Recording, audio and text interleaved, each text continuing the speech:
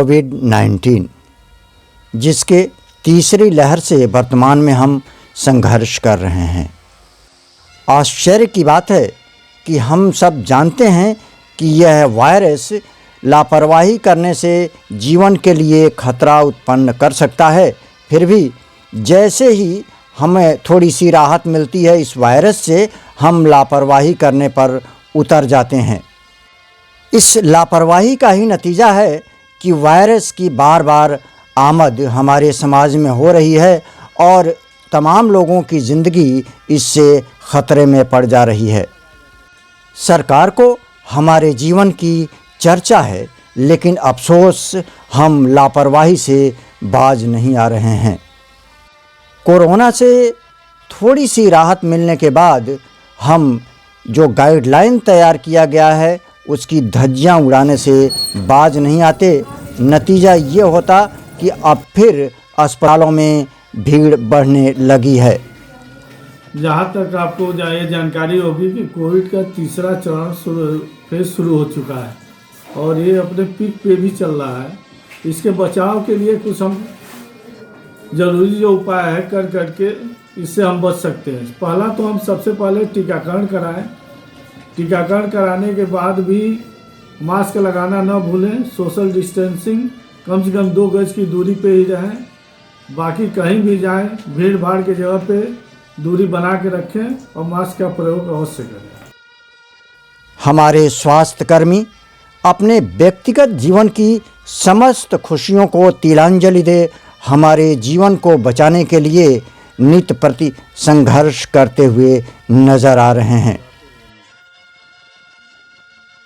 हम स्वभावतः कितने लापरवाह हो गए हैं कि हमें अपनी ज़िंदगी की चिंता नहीं है, बल्कि सरकारी स्तर पर लोग हमारी चिंता कर रहे हैं। कोरोना की तीसरी लहर से हम वर्तमान में प्रभावित हैं और ये परिणाम है हमारे लापरवाही का। यदि हम लापरवाही नहीं छोड़ेंगे तो आगे और भी भयंकर परिणाम हमको देखने को मिल सकते हैं। सरकारी स्तर से प्राप्त सुविधाओं को नकारा नहीं जा सकता, क्योंकि इन सुविधाओं के द्वारा ही हमारे जीवन की रक्षा संभव हो पा रही है।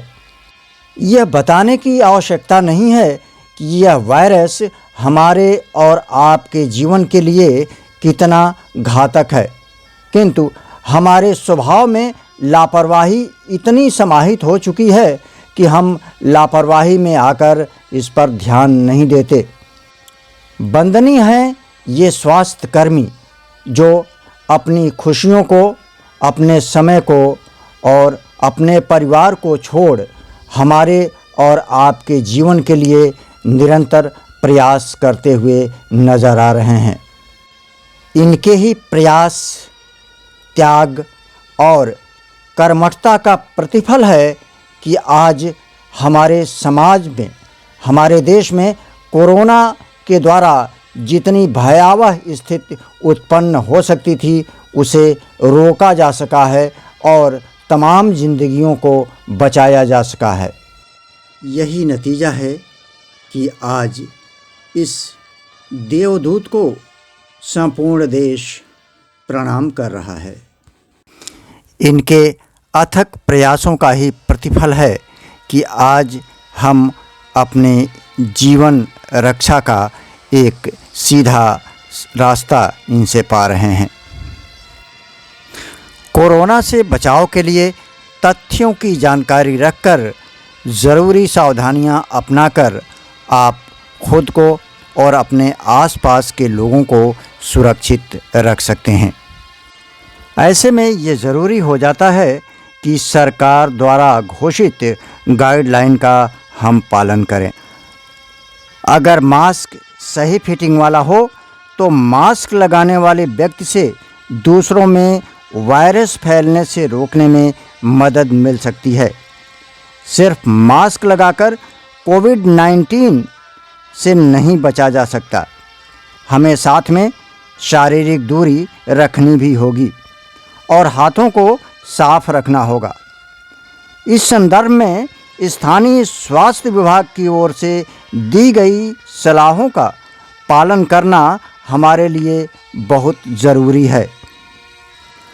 हम सुरक्षित तभी रह सकते हैं जब हम दिशा निर्देशों का पालन करें और इसमें इस बीमारी को तभी रोका जा सकता है जब हम जागरूकता अपने आप में तथा समाज में दोनों में पैदा करें। हमारा आपका फर्ज है कि स्वास्थ्य सेवाओं से जुड़े हुए इन लोगों के सेवाओं को याद करते हुए तथा इनके त्याग को स्मरण करते हुए हम सरकारी गाइडलाइन का पालन करें, जिससे कोविड के वृद्धि को कम किया जा सके। सरकार आपको उत्तम सेवाएं देने के लिए कृत संकल्प है, लेकिन इसके साथ ये भी ज़रूरी है कि हम अपना फर्ज पूरा करते हुए सरकार का पूरा सहयोग करें। तभी ये स्वास्थ्यकर्मी एक नया आयाम का निर्माण कर सकते हैं। अब आज्ञा दीजिए अपने दोस्त राजेश्वर मधुकर को। फिर मिलेंगे। नमस्कार।